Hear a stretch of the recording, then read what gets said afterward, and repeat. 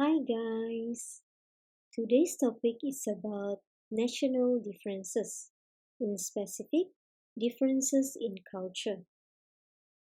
There are three learning objectives in this topic, and I hope that by the end of this topic, you should be able to first explain what is meant by the culture of a society. Second, identify the forces that lead to differences in social culture. And third, identify the business and economic implication of differences in culture. So, what is culture?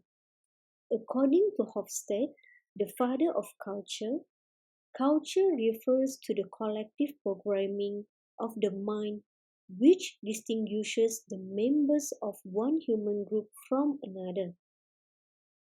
And according to other cultural researchers, culture refers to a system of values and norms that are shared among a group of people and that, when taken together, constitute a design for living. The similarities between these two definitions are they emphasize on the behavior of a group of people.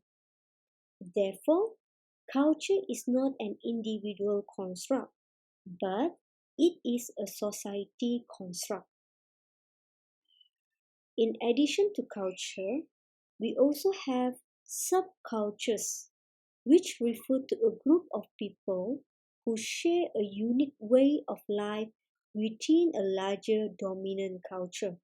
For example, a dominant culture is our own national culture, Malaysia culture, and the Malaysia culture consists of subcultures such as the Malay culture, the Chinese culture, the Indian culture, and the indigenous people Bumiputra culture. Thus far, we have understood what is meant by the term culture. So, why do we need to study culture? First, to avoid ethnocentricity, which refer to the belief that one group culture is superior to others. Ethnocentricity could lead to business failure by thinking that own culture is the right way of doing things.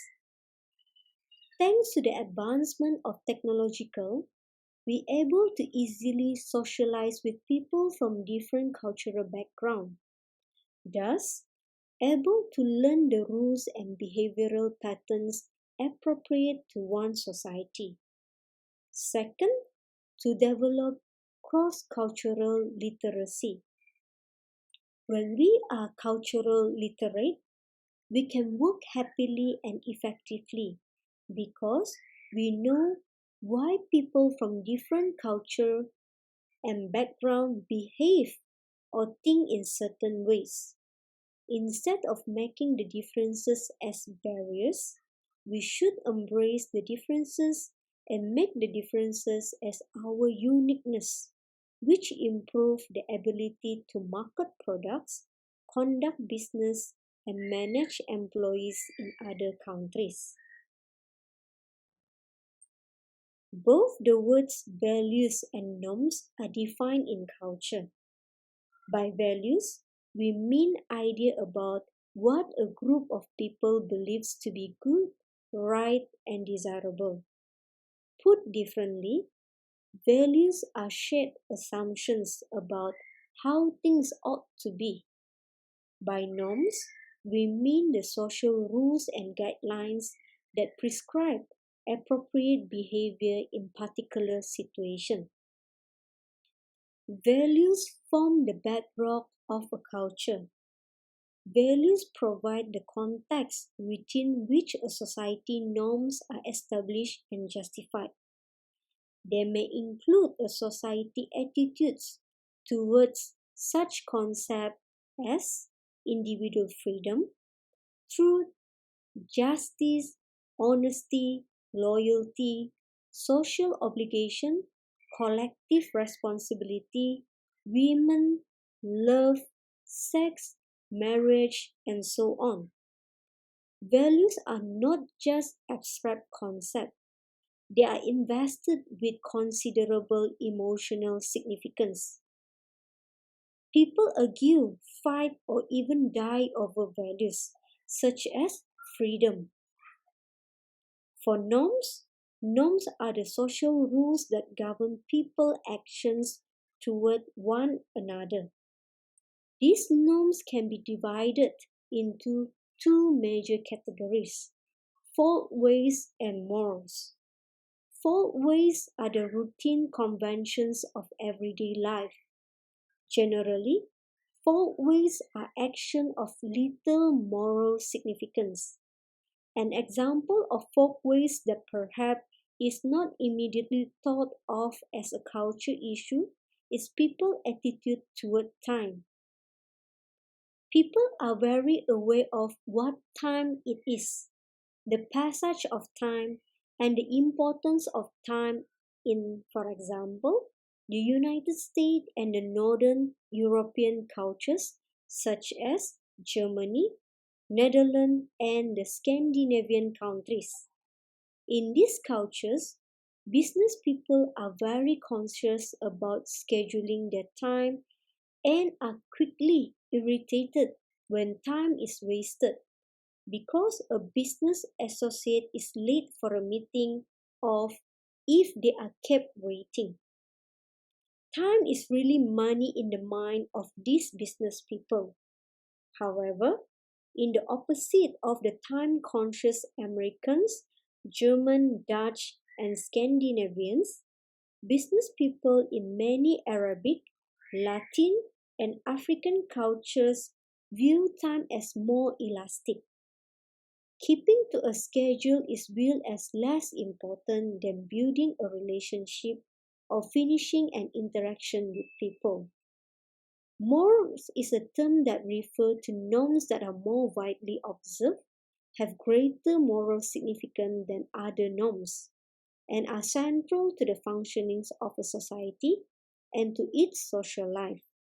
This means that morals have much greater significance than fault ways. In the United States, for example, drinking alcohol is widely accepted, whereas in Saudi Arabia, the consumption of alcohol is viewed as violating important social mores and is punishable by imprisonment. Okay, we have defined culture earlier, and now let's see what is society and the nation state. Society refers to a group of people who share a common set of values and norms. That is, people who are bound together by a common culture. There is not a strict one to one correspondence between a society and a nation state. Nation states are political creation and they may contain a single culture or several subcultures. For example, the nation of Canada has at least three cultures: an Anglo culture, a French speaking culture, and a Native American culture.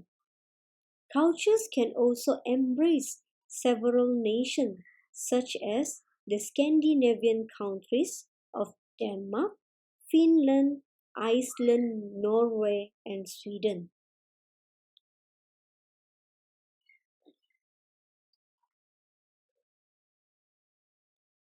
The values and norms of a culture do not emerge fully formed. They evolve over time in response to a number of factors, including prevailing political and economic philosophies, the social structure of a society, and the dominant religion, language, and education as shown in this image. However, the political and economic philosophy will be discussed in our next topic. A society social structure refers to its basic social organization. In essence, we are talking about how a society is organized in terms of its values, norms, and the relationships that are part of the society fabric. How society operates and treats each other as people, groups, companies, and so on is both emergent from and a determinant of the behaviors of individuals in the specific society. Although the social structure consists of many different aspects, two dimensions are particularly important when explaining differences among culture. The first is the degree to which the basic unit of a social organization is the individual as opposed to the group or even company for which a person works. In general, Western societies tend to emphasize the importance of the individual, whereas groups tend to figure much larger in many other societies, such as the Japanese society, the Chinese society, and also the Arabic society. The second dimension is the degree to which societies are stratified or categorized into classes or castes, and whether people have the social mobility which allowed them to move up or down in between the level as shown in the pyramid diagram. Social mobility varies significantly from society to society. The most rigid system of stratification is a caste system. A caste system is a closed system of stratification in which social position is determined by the family into which a person is born, and change in that position is usually not possible during an individual lifetime. However, a class system in comparison to caste system is a less rigid form of social stratification in which social mobility is possible. It is a form of open stratification in which the position of a person has by birth can be changed through his or her own achievement or luck. Individuals born into a class at the bottom of the hierarchy or pyramid can work their way up. Conversely, individuals born into a class at the top of the hierarchy can slip down from their top level to the bottom level of pyramid. Religion may be defined as a system of shared belief and ritual that are concerned with the realm of the sacred. Among the thousands of religions in the world today, four dominate in terms of number of adherents. First, we have Christianity. Second, Islam. Third, Hinduism. And fourth, Buddhism. Religion plays important role in doing business both domestically and internationally.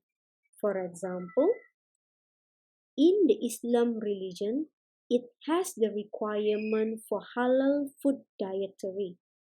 Therefore, fast food restaurants which commonly and normally originally from the US has to adapt their menu in Islamic countries in order to get acceptance by the government and also the people.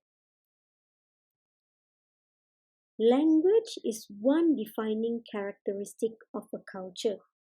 It has both spoken and unspoken dimensions. In countries with more than one spoken language, we tend to find more than one culture, just like Malaysia. In international business contexts, English is the main medium of communication. Non-spoken language, or also known as non-verbal communication, refers to the use of non-verbal cues to communicate meaning. The raising of eyebrows, for example, is a sign of recognition in most cultures, while a smile is a sign of joy. Many nonverbal cues, however, are culturally bound.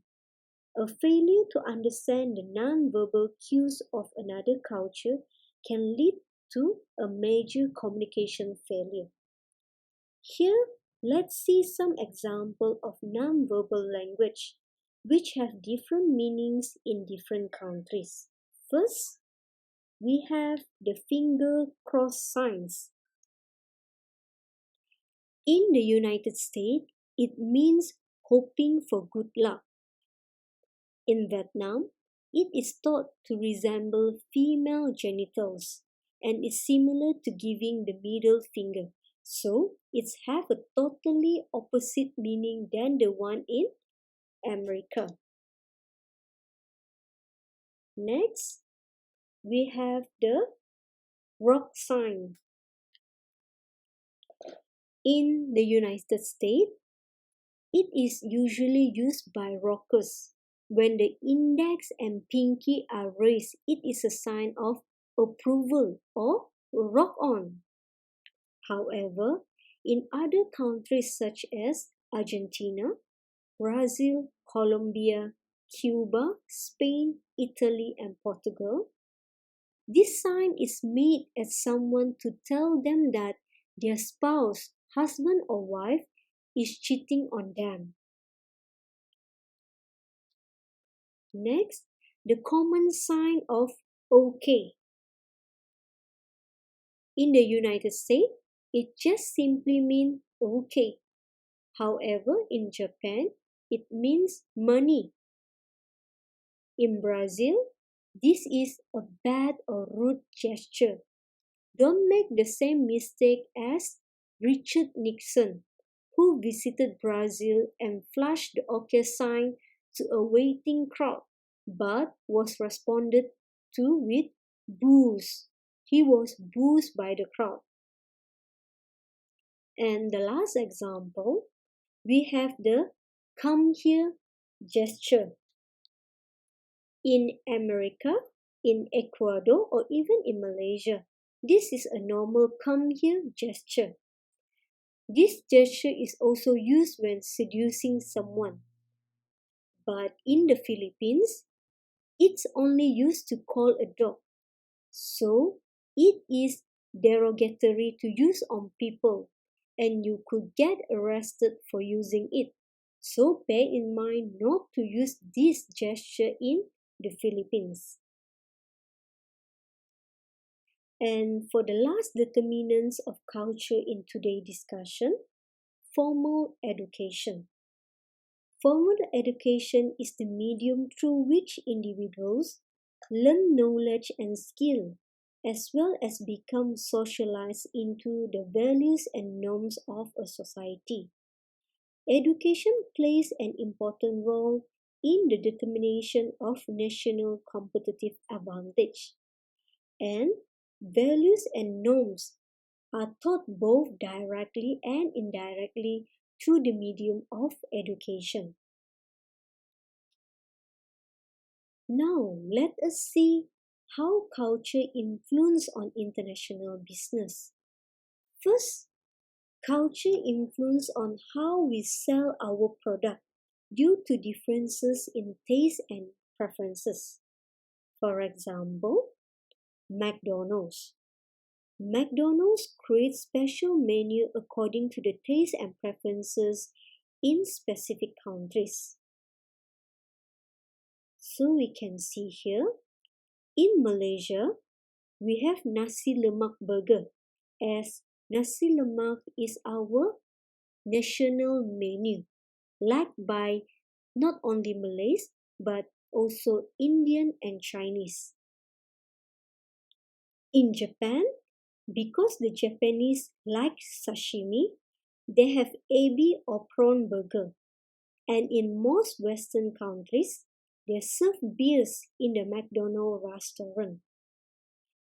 They are not limited to the foods only because advertisements are also made and developed according to the taste and preferences in specific countries. In Singapore, KFC used the tagline "So Shop." In Malaysia, as a Muslim country, KFC emphasized the halal certification in their advertisement. And also, we Malaysians tend to change the spelling and pronunciation in our own style. And McDonald took notice and also named certain McDonald outlets as McD.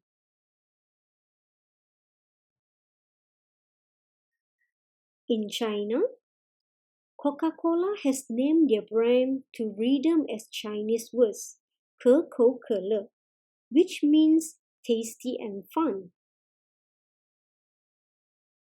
Next, different countries also have different way of communication, interaction, and social relationship and position. Some countries prefer to shake hands, whereas some prefer to just bow their head.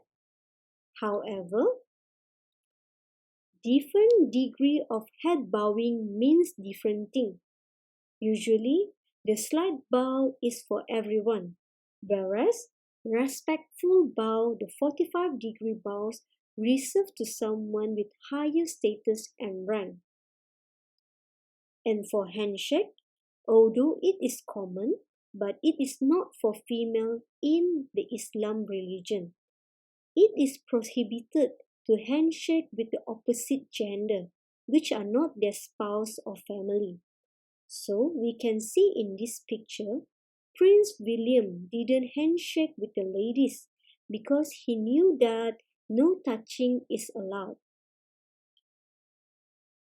It seems that based on this simple example, we would expect companies to know the importance of culture. Yet, most companies fail in international business due to lack of understanding of the significant culture differences between on-home market with host market. Even well-established companies which have been doing international business for so long also made mistakes in their strategies. Here are some of it. One of the classic examples is Nike. In 1997, Nike released the Air Beacon, a basketball sneaker that featured a generic, flame-like design that resembled the word Allah when written in Arabic script. It angered Muslims because it showed disrespectful. So, Muslims boycott against Nike product worldwide. Nike eventually recalled 38,000 pairs of the shoes and apologized to the Muslim community. Another example is not on the product itself, but on the promotional aspect, the advertisement aspect. Rihanna is facing a lot of backlash from Muslim Twitter users across the world over one of her recent Savage X Fenty 2020 fashion show. The singer is being accused of disrespecting the values of Islam and Prophet Muhammad, peace be upon him, due to a song that was used during a fashion show. The song reportedly was a sample vocals of a hadith being read in Arabic. In 2013, Nike made a mistake again when it designed women's sport gears inspired by traditional Samoan tattoo, which is reserved only for men. Some are unhappy about the use of the design, which are viewed as sacred. In 2015, Pringles made mistake by promoting its product smoked bacon flavored potato chips and associated it with Ramadan Mubarak, which the Muslims do not consume pork-based product. This shows insensitive. Two well-known products, which are Fair and Lovely and Dove, made similar mistake in promoting their products. Both advertisements were accused of being racially insensitive. Beauty should be promoted regardless of sizes, shapes, and colors. Yet the message of both advertisements show that beauty was only presented by being fair in color and complexions. The advertisement was criticized because many people interpreted a black woman changing into a white woman to be an inappropriate message, especially for a beauty company. A good message in terms of beauty should embrace the diversity of culture, belief, and norms. This was shown by a good example of the L'Oreal Beauty Company, which promotes that beauty comes in all shapes and shades as well beyond gender and ages. They include both male model, hijabi model, and many more as part of their campaign. Therefore, we can see from this example that it is important to understand cultural differences in order to ensure we can do international business effectively and efficiently. So, that's all for now. Thank you and see you in the next topic. Bye.